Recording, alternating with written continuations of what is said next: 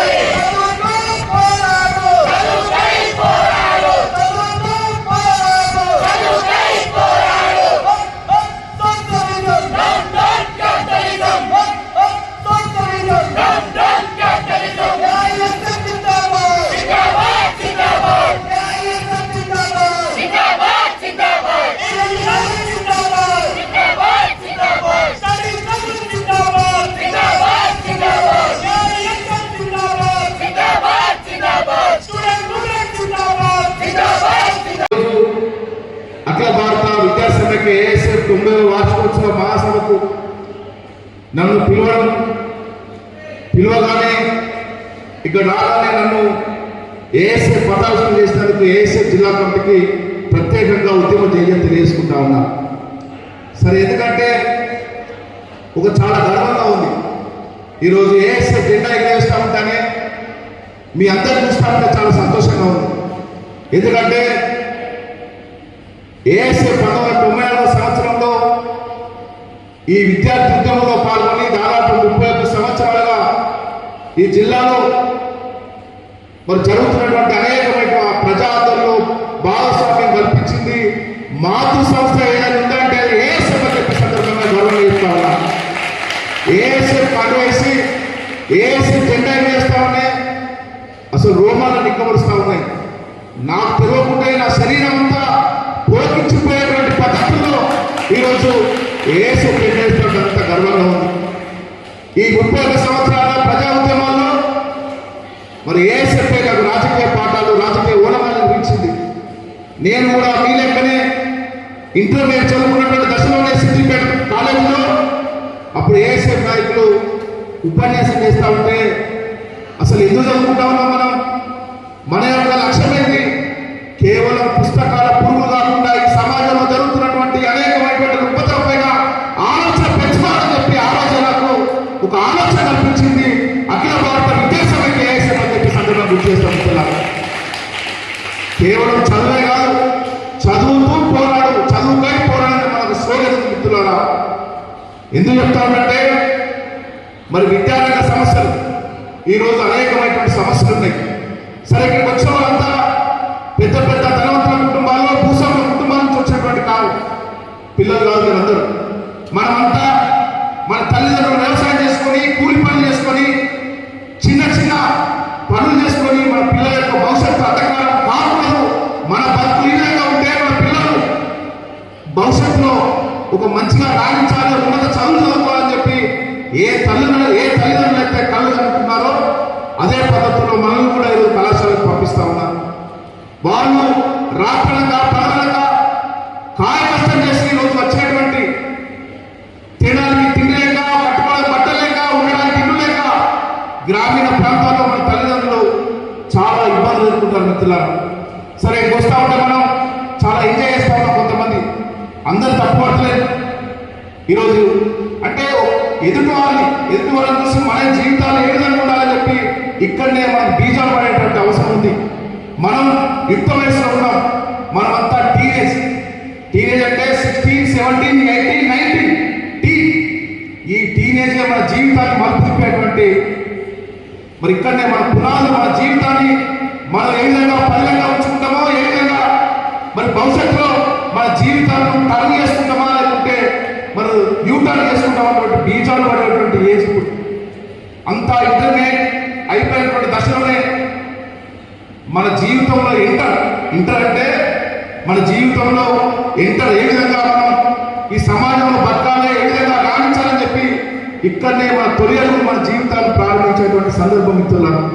అందుకే నేను చెప్తా ఉన్నాను, మనమంతా గ్రామీణ ప్రాంతాలు వచ్చేటువంటి ఒక రైతు బిడ్డగా, కూలీల బిడ్డగా మన ఈ ప్రాంతంలో చదువుకుంటున్నాం. మనమంతా కష్టపడి చదువుకోవాల్సిందే. మన పుస్తకాలతో పాటు ఈ సమాజంలో జరుగుతున్నటువంటి, ఈ దేశంలో జరుగుతున్నటువంటి, ఈ రాష్ట్రంలో జరుగుతున్నటువంటి మరి విద్యా విధానం పైన మనం చర్చించుకోవాల్సిన అవసరం ఉంది. ఈ రోజు విద్యా విధానం ఏమైపోతుందో ఒకసారి ఆలోచన చేసుకోవాల్సిందిగా నేను ఈ సందర్భం గుర్తు చేస్తాను మిత్రులారా. ఎవరైతే డబ్బులున్నాయో, ఎవరైతే బలిసినోడు ఫీజు కట్టి పెద్ద పెద్ద కాలేజీలో లక్షలాది రూపాయలు డొనేషన్ కట్టుకున్న వాళ్ళకే ఈరోజు విద్య మరి అంగట్లో సరుకు మాదిరిగా, మనం అంగట్లో చేరే అంగట్లో సరుకులు ఏ విధంగా డబ్బులు ఇచ్చి కొనుక్కుంటామో అదే రకంగా ఈరోజు విద్యను కూడా ఒక వ్యాపారమయంగా పేద విద్యార్థులకు అందరి ద్రాక్షగా ఈరోజు ఈ విద్యారంగంలో సమూలమైనటువంటి మార్పు తీసుకొచ్చి పేదవారికి విద్య అందకుండా ఈ పాలక ప్రభుత్వాలు అనుసరిస్తున్నటువంటి నేపథ్యంలోనే అందరికీ శాస్త్రీయ విద్యా విధానం కావాలి. ముఖ్యమంత్రి కొడుకైనా, ప్రధానమంత్రి కొడుకైనా, రైతు బిడ్డ అయినా, పార్లమెంట్ బిడ్డ అయినా, మరి కిరాణా కొట్టు బిడ్డ అయినా ఎవరైనా కూడా ఒకే స్కూల్లో ఒకే తరగతిలో చదివేటువంటి శాస్త్రీయ విద్యా విధానం కావాలని మొదటి నుంచి కొట్లాడుతున్నటువంటి సంఘం ఈ దేశంలో మొదటి సంఘం ఏదంటే అది కేవలం అఖిల భారత విద్యా సమైక్య ఏసం అని చెప్పి మనమంతా గర్వంగా చెప్పవలసిన అవసరం ఉంది మిత్రులారా. ఎందుకంటే ఇంతకుముందు నా ముందు మాట్లాడినటువంటి తమ్ముడు చెప్పారు, ఈ దేశానికి స్వతంత్రం రాకముందే, దేశానికి స్వతంత్రం 1947 ఆగస్టు 15 వస్తే అఖిల భారత విద్యా సమైక్య 1936 ఆగస్టు 12 ఆవిర్భవించిన దేశంలో నేటికి 90 సంవత్సరాలు 90 వసంతాలు పూర్తి చేసుకున్నటువంటి ఒక ఏకైక మొదటి సంఘం ఈ దేశంలో విద్యారంగ సమస్యల పైన ముఖ్యమైన ఉద్యమాలను వహించి నిజమైనటువంటి దేశభక్తుగా బ్రిటిష్ ముస్లింలను వెళ్ళగొట్టి దేశానికి సంపూర్ణ స్వతంత్రం కావాలని చెప్పి నినాదించినటువంటి ఏకైక సంఘం అఖిల భారత విద్యా సమైక్య అని చెప్పి సందర్భంగా గుర్తు చేస్తాం మిత్రులారా. మరి ఏఎస్ఎఫ్లో ఎవరు పనిచేశారు? ఏఎస్ఎఫ్లో అనేక రంగాల్లో నిష్ణాతులైనటువంటి ఏఎస్ఎఫ్ ఈ దేశానికి అనేక మంది ప్రధానమంత్రులు, జవహర్లాల్, వాజ్పేయి, మరి ఎస్ఏ డాంగే పెద్ద పెద్ద గొప్ప గొప్ప నాయకులు రాజకీయాల్లో సుధాకరైనటువంటి పెద్ద పెద్ద యోధులను ఈరోజు ఈ దేశానికి ప్రధానమంత్రులు చేసింది. మరి ఈ దేశానికి శాస్త్రవేత్తలు అందించింది. ఈ దేశానికి అనేక మంది ఈ దేశం కోసం నిత్యం పేద ప్రజానికం కోసం ఆలోచించేటువంటి అనేక మంది రాజకీయవేత్తలను, మరి అదేవిధంగా ఈ దేశంలో ఉన్నటువంటి అనేక పేద ప్రజానికానికి ఒక దిశ నిర్ణయించేటువంటి ఒక విద్యార్థి ఉద్యమంలో పనిచేసినటువంటి నాయకత్వాన్ని అందించినటువంటి ఒక గొప్ప సంఘం అది ఏఎస్ఎఫ్ అని చెప్పి సందర్భంగా మనం గర్వంగా చెప్పుకోవాల్సిన అవసరం ఉందని చెప్పి ఈ సందర్భంగా అభిప్రాయపడతా ఉన్నాం. కానీ ఈ దేశంలో చదువుకోవడానికి వీలు లేకుండా అసలు బాబాసాహెబ్ అంబేద్కర్ రచించినటువంటి రాజ్యాంగాన్ని సమూలంగా మార్పులు చేసి జిల్లా సహాయ కార్యదర్శి వేరుపూడ ప్రసన్న కుమార్ గారికి, అదేవిధంగా ఈ యొక్క కార్యక్రమానికి ముఖ్య అతిథిగా విచ్చేసినటువంటి అనేక పోరాటాలు చేసి విద్యార్థి ఉద్యమంలో రాష్ట్ర స్థాయిలో మరి ఈ జిల్లా ఉమ్మడి మెదక్ జిల్లా ఉన్నటువంటి విద్యార్థి లోకాలను ఏకం చేసి అప్పటినటువంటి చంద్రబాబు గవర్నమెంట్ కానీ వైఎస్ఆర్ గవర్నమెంట్ కానీ ఆ యొక్క వాళ్ళ విద్యార్థి వ్యతిరేక విధానాలపైన నిలువబద్ద సాక్షిగా పోరాటం చేసి ఎన్నో కేసులు పడి జైలు పాలైనటువంటి విద్యార్థి ఉద్యమ నేత మన రథసారథి మందా పవనన్న గారికి, అదేవిధంగా ఈ ప్రాంతంలో అనేక ఉద్యమాలు చేసినటువంటి రామగల్ల నరేష్ గారికి, అందేశ్వర్ గారికి, వేదిక ఉన్నటువంటి మిగతా నాయకులందరికీ, అదేవిధంగా వివిధ కళాశాలల నుంచి యొక్క కార్యక్రమాల్లో మేము సైతం భాగస్వామ్యం ఏఎస్ఎఫ్ జెండా ఉంటాం, ఏఎస్ఎఫ్ వారోత్సవాల్లో మరి మేము ముందుంటాం అని చెప్పేసి ఈ సమావేశానికి వచ్చినటువంటి విద్యార్థి ఉద్యమ రథసారులందరికీ అఖిల భారత విద్యార్థి సమైక్య ఏఎస్ఎఫ్ కూడా ఎవరికి రాలేదు. స్కాలర్షిప్లు, రియంబర్స్మెంట్లు ఏ విద్యార్థికి రాలేదంటే మన ప్రభుత్వాలు మనం చదువుకున్న విద్యార్థుల మీద కక్షగట్టాయని మనం అర్థం చేసుకోవాలి. గతంలో కేసీఆర్ ప్రభుత్వమైనా, ఇప్పుడున్న కాంగ్రెస్ ప్రభుత్వమైనా, కేంద్రంలో ఉన్న బీజేపీ ప్రభుత్వమైనా, ఎందుకంటే తరగతి గదిలో చదువుకున్న ప్రతి విద్యార్థి రేపు వాళ్ళ అమ్మా నాన్న కలలు కన్న ఒక మంచి కళను స్వప్నం సాకారం చేసుకోవడం కోసం ఇటు పొద్దున వేస్తే కళాశాలకు వచ్చి, పాఠశాలకు వెళ్ళి, హాస్టల్కి వెళ్ళి, సుదూర ప్రాంతాల నుండి పట్టణ ప్రాంతానికి వచ్చి చదువుకొని ఎన్నో రకాల వ్యయ ప్రయాసాలు వదులుకొని విద్యను పూర్తి చేస్తున్నారు. కానీ మనం చదువుకున్న విద్యకు కరెక్ట్ సార్థకత మనకు ఎప్పుడు వస్తుందంటే మనము గొప్పగా చదివి ప్రభుత్వాలు మనకు ఉద్యోగాలు కల్పించినప్పుడు, అదేవిధంగా సమయానికి స్కాలర్షిప్ ఇచ్చినప్పుడు, సమయానికి రియంబర్స్మెంట్ ఇచ్చినప్పుడు, అదేవిధంగా బస్సులు ఉచితంగా ఇచ్చినప్పుడు. ఈరోజు మహిళలకు బస్సులు. సిద్దిపేట జిల్లా ఉద్యమ రథసారథి కామ్రేడ్ మంద పవన్ గారికి, ఏఐఎస్ఎఫ్ సిద్దిపేట జిల్లా ప్రధాన కార్యదర్శి కామ్రేడ్ జేరిపోతుల జనార్దన్ గారికి, ఈ ప్రాంత బిడ్డ విద్యార్థి నాయకులు ఏఐఎస్ఎఫ్ జిల్లా వర్కింగ్ ప్రెసిడెంట్ రామగల్ల నరేష్ గారికి, గర్ల్స్ కన్వీనర్ శిరీష గారికి, జిల్లా నాయకులు వెలుపుల ప్రసన్న కుమార్ గారికి, మండల ప్రధాన కార్యదర్శి ఎండి యాసిన్ గారికి, మాజీ ఏఐ విద్యార్థి సంఘం నాయకులు కంతల భాస్కర్ రెడ్డి గారికి, కామ్రేడ్ సీనియర్ నేత, సీనియర్ కమ్యూనిస్ట్ నాయకులు కామ్రేడ్ ఈరి భూమయ్య గారికి, హాజరైనటువంటి ఏఐఎస్ఎఫ్ నాయకులకు, విద్యార్థులకు ఏఐఎస్ఎఫ్ ప్రత్యేకమైనటువంటి ధన్యవాదాలు, కృతజ్ఞతలు తెలియజేస్తా ఉన్నాం. అఖిల భారత విద్యార్థి సమైక్య ఏఐఎస్ఎఫ్ 1936 ఆగస్టు 12న ఉత్తరప్రదేశ్లోని బనారస్లో లక్నో యూనివర్సిటీలో ఆవిర్భవించి నేటికి 90 సంవత్సరాలు సుదీర్ఘమైనటువంటి విద్యార్థి ఉద్యమాల చరిత్ర కలిగినటువంటి గొప్ప విద్యార్థి సంఘం ఏదైతే ఉందంటే భారతదేశంలో కేవలం ఈరోజు రాష్ట్ర వ్యాప్తంగా రైతన్నలు తీవ్రమైనటువంటి ఇబ్బందులు ఎదుర్కొంటూ ఉన్నారు.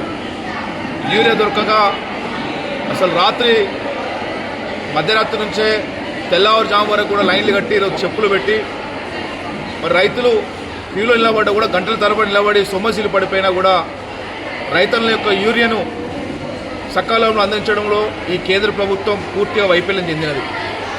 కావాలని ఈరోజు ప్రతిపక్ష పార్టీలు అధికారంలో ఉన్నటువంటి రాష్ట్రాల్లో బీజేపీ కేంద్ర ప్రభుత్వం కక్షపూరితంగా యూరియాను షార్టేజ్ చేసి రైతులను తీవ్రమైనటువంటి ఇబ్బందులకు గురి చేసేటువంటి పరిస్థితి ఈరోజు రాష్ట్రంలో కొనసాగుతూ ఉంది.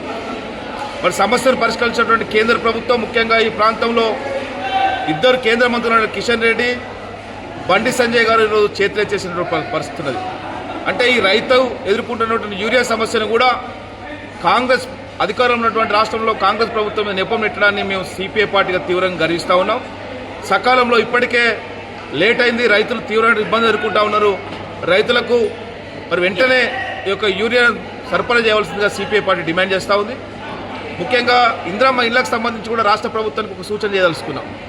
సరే, రాష్ట్ర ప్రభుత్వం తీసుకున్నటువంటి ఇందిరమ్మ ఇండ్లను మేము స్వాగతిస్తూ ఉన్నాం.